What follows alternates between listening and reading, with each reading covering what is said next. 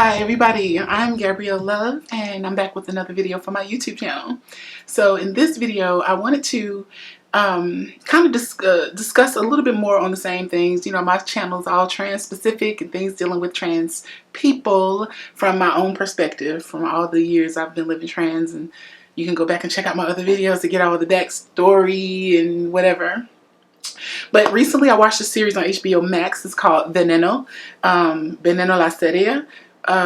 It's in Spanish, but obviously they do the subtitles, and it's the first maybe 5. It's an 8 episode docu-series. They do the first couple of episodes in Spanish with like a dub over. I guess to make it easy for folks of English, speaking backgrounds like myself who don't fluently speak Spanish. But the docu-series is about a real person that existed in time, Cristina Ortiz Rodriguez, my tongue does not roll. Cristina Ortiz, but yeah, otherwise known as Veneno. She was a prostitute in Spain who was discovered for her personality and went on to be a television personality, like a cabaret star, singer of sorts, and performer, and just an all-around star, as a lot of trans people in general turn out to be, just because, life is a road, and through life you pick up things, and a lot of times those things make flavor for life that other people might find interesting or entertaining. So through me saying that, I looked at the docu-series. I only watched 6 out of the 8 episodes because it comes out every Thursday. I've caught up to 6. So I'm going to do this video probably in 2 parts. So this part I'll just talk about. I'm not going to recap the series or review the series any kind of way like that, because I want people to watch it, and I want people to have their own opinion, and I want people to feel however they want to feel about it, and maybe spark up conversations with people in their lives about this series and about Veneno and about trans people in general, and just spark those conversations, because that's the whole reason why I even make this channel anyway, is to spark the conversations that surround trans people, that center trans people.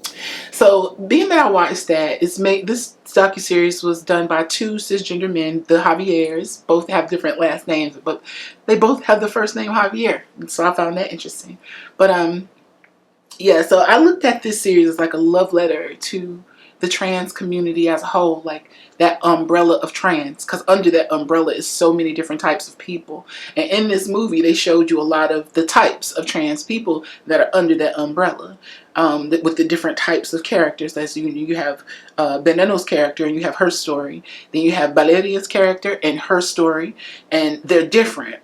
I always talk about that in my channel, on Twitter. I talk about the differences in trans people all the time, not as to make one better or the other. They're just different. And I think when it comes down to those differences, cisgender people like to blanket us and monolith us and put us into a narrative that we're like all the same. We all think the same, we all act the same, we all want the same things, we all are trans for the same reason, we all walk the same road, and we all have the same backstory to cisgender people, because media only shows them one side of the story, which is a gay man that is shunned by their family, becomes a transvestite, and then in turn gets surgeries and for the attention of men becomes trans. And that's why cisgender people will take that narrative and use that to shame other trans people, or invalidate the stories and the lives of other trans people who might not even have that narrative, who might have never been transvestites, or dressing up for sex as a gay man to have sex with straight men, and not really focusing on living as a woman, as a trans person does. Not saying they're not living as a woman, they're not dressed quote unquote as a woman during the day. That's not the case. But watching Veneno, that's one of the takeaways that I got from that. Veneno referred to herself as a transvestite in the English translation of the Spanish in one of the episodes where she's on the talk show, and she's talking at the very beginning of the episode, and she's talking to the host of the show, and he asked her, has she always been that way? And she goes on to say that she was a transvestite at one point in time when she came out to the park, and the other girls didn't want her to be there, and so she had to basically fight her way for acceptance, for respect. She fought her way to get respect, and then through time she got surgeries, and she even references her surgeries as to get attention from men or to make them horny, which they're getting that at work, at their jobs, regardless of where they work. They're trans women, they live as women, and they have to be beat down with a narrative of being dressed up for sex no matter where they're at. No, they could be at a library. They can have on, no matter what they wear, they can have on a turtleneck. I think a lot of trans women have had that thing, whether if you're passable, where you told the guy that you were trans and instantly it went sexual because now you're trans, you are a transvestite, you dressed up for sex.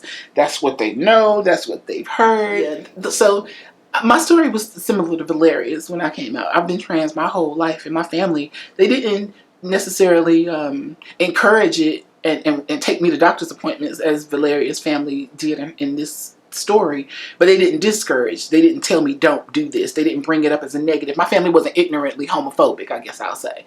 My family wasn't homophobic. They don't hate gay people. They don't hate anybody. They just people. So when they see a person, they see a person as a person, whether you straight or gay. Okay, that's a gay person. We get that.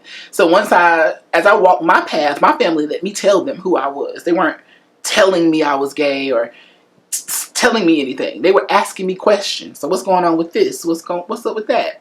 And I would be able to tell them at that, with that mile marker, who I was and where I was. So, with my life, picture Valeria's story where instead of her getting shunned by Veneno and going off to live her life basically stealth and get a boyfriend and a job, she decided, oh no, I'm going to jump in and I'm going to make money off of this with the knowledge that I have of this. Because, again, life is hard. And a lot of times some people don't. It's not linear. The stories aren't linear. So I think a lot of times people will beat me down because I'm a sex worker or because I'm a porn star as if I had to do it. But I could say 1,000,000 times that I'm college educated and I got a degree and I chose to do this. But because the narrative of a transvestite turning into a girl, they will beat me down with that. And they can go online and find proof of that in 1,000,000 places. But that ain't got nothing to do with me. And people won't let our stories be different. It's just like with black people, black people aren't monolithic. And a lot of times when you're dealing with people that have been socialized to be racist, they only know one story. And that story got to be your story. You got to be poor. You have to, it's just like this story. And even if it's not your story, or even if it is, they use that almost like that cognitive dissonance to treat you a certain way because that's your story, or this is who you are, or this is the path you've walked. And they might not even know that to be true. It's a narrative. They'll assume and fill in the blanks on that part of the story. But yes, so ultimately Veneno was like this love story to trans women. It shows how different we are. It shows the walks of life that different girls have. And it's a true story of a true person who actually lived. So it's not like this made up thing. And it's actually a docu-series that stars trans women, playing trans characters, which, we've been asking for a long time. So to have them do that and to have it like the dialogue to seem so authentic and to seem so true to how people talk, it first of all, let me know that, trans people, our story under the umbrella is the same across the world. Because of the narrative. So I took that as like a heart for family thing. Like, oh, it was like a bonding thing. Like it does bond the experiences of trans people. You know what I'm saying? Whether they're gender non-conforming people, androgynous people, you still get that, that boxed into a transvestite narrative where the whole reason for your expression has to do with you want to have sex with a man. Whether that's your truth or not. And I feel like everybody should watch this docu-series, Veneno, whether you're trans or not, whether if you are watching this video and you obviously know I'm trans, then you should watch this docu-series just to get another bit of perspective, because perspective is good for context, for life. You can't just go through life with one perspective based on a narrative of what they said, a they that you don't even know. That's why I don't try to give a lot of what my point of view or I think it's like, no, these are the facts. These are things that you can look up. Words have meanings. I'm not making up the word transvestite. I know it has a negative stigma. I know that the waters are muddy when it comes down to, who is what and what is what. I'm not a gatekeeper of any of that. I don't say who is what and what is what. But a lot of times when it comes down to stigma, a lot of people believe the stigma. And so that's why it's negative. It's negative because they believe it. Just like a heavyset person could think there's something wrong with being fat. So if they hear the word fat, they're triggered to feel bad, as opposed to maybe looking at fat as something as like a loving thing. Like, yeah, I'm fat and I love it. As a lot of people do. But that narrative gets pushed to the bottom as like you're not supposed to love yourself if you're fat. You're supposed to, have a level of shame. As with trans people, you're supposed to have a level of shame. You're supposed to have been shunned by your family. You're supposed to have been a transvestite. Your goal is to want to be a woman that has sex with men. When there are so many trans people that don't even have sex with men, and you don't hardly ever hear about them. Why? Because it's not interesting to people. It's counter the narrative. And it's easy for them to put that out, brush that off as a one-off. Almost like if a black person is articulate. It's so easy for a person that's socialized racist to say that that person is articulate because of certain reasons. And not just because people are articulate of any race or any gender or any background. Or, you know what I mean? Like, there are no certain details or characteristics that box that off to a certain group of people that make these people better than these people, and that's why they possess traits that can be seen as positive or something that is deemed worthy of love. I feel like if you know, love and acceptance comes with seeing people as human beings. I think the more that you're able to see somebody as an object or a person that is the deviant, it makes it easier for you to rationalize why they're undeserving of love. Even if you're watching them be loved by people, you can still go back to that narrative where they do this, so it means that. I think a lot of times people need to ask themselves why they do the things they do, because there's a lot of social brainwashing going on and animal conditioning of human beings. A lot of that Pavlovian type of conditioning that goes on with humans. A lot of humans are conditioned by images. The archetypal images. You see an image of something, you think something. You see a person wearing scrubs, you think automatically they're a nurse, regardless of whether they are or not, and you'll treat them a certain way. If you see a person in a military uniform, you'll treat them as if they're in the military. You don't know if they are or if they aren't. You just assume that they are because they have that outfit on. And that outfit triggers a certain type of image and a response out of a human being.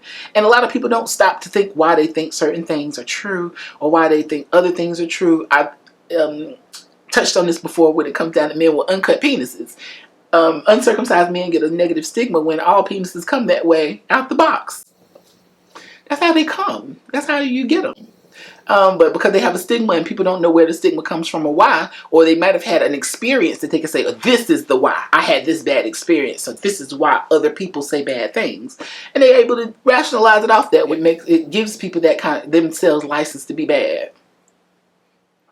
That's basically all that is. So when I watch something like Veneno, it gives me hope, for one. It makes me happy.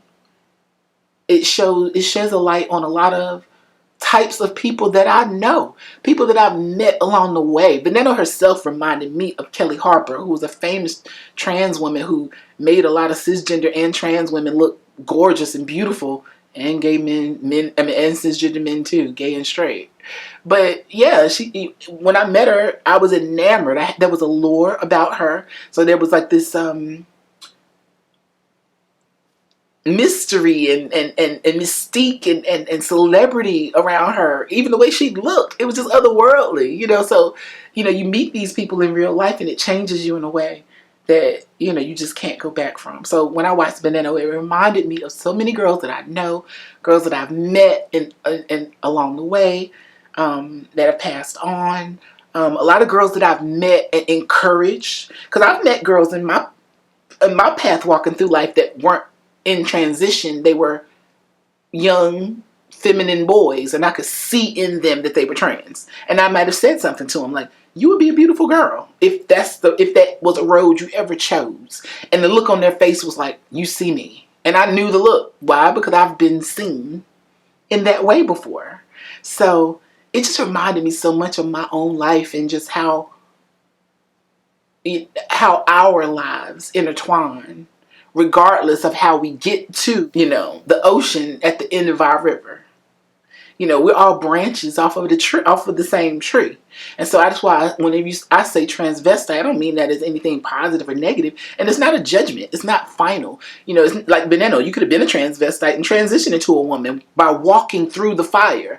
Because being a woman is not about what you look like. And I think a lot of times, yeah, just like I didn't go into a doctor's office and come out with breasts. I grew my breasts organically over time, like every woman I knew. I was stuffing tissues in my bra, cotton, anything that could boost my tetas to make them look like they had more cleavage than they had as a young teen girl. like any girl I've ever met, and that bonds me in womanhood with them, because it's just like little things, you know, having to be in the house by 8 o'clock because I couldn't be out with my family's like, ain't nothing open outside for you after 8 o'clock. You know, they couldn't say but legs because I was young and I wasn't having sex, but you know, they were raising me as they would raise a girl, period, because I was young and I was trans. And it's like, if you're going to be this way, then you need the socialization to come behind it. And my family, I'm not, you know, they're not like, or I didn't come from money, and my family aren't scholars, but they still understood the raising of the differences in how that you raise a boy and raise a girl, which I don't agree with. But they did that with me. And that bonds me with other girls when I grew up and we talk. Because that's how I grew up. There were no boys spending the night at my house. Why? Because I was young and trans. My family was like, nah, they're going to be in here fucking. I really hope you all watch Veneno and take in some of this flavor that there is for life.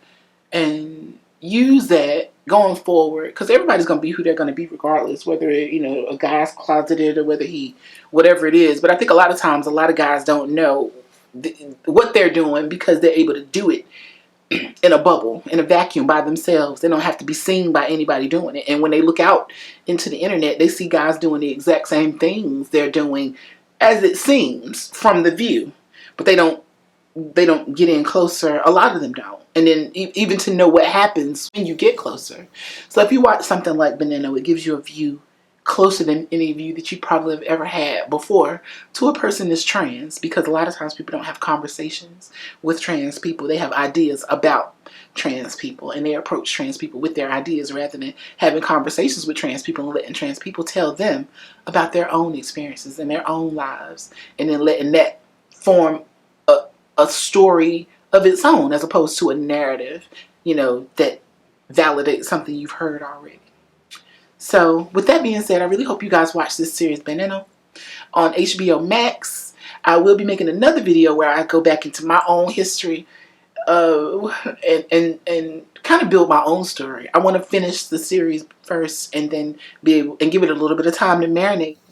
Give people time to watch it so that when I do talk about it, you know, there's even more context, even more understanding, and it makes it, you know, a better situation, you know, moving further, having this video even online. So thank you all for watching, and I hope you all watch Veneno on HBO Max, and subscribe to my channel, like, comment, rate, all that stuff, share it on your Facebook, on your Twitter, on your social media, and peace and love until next time. Bye.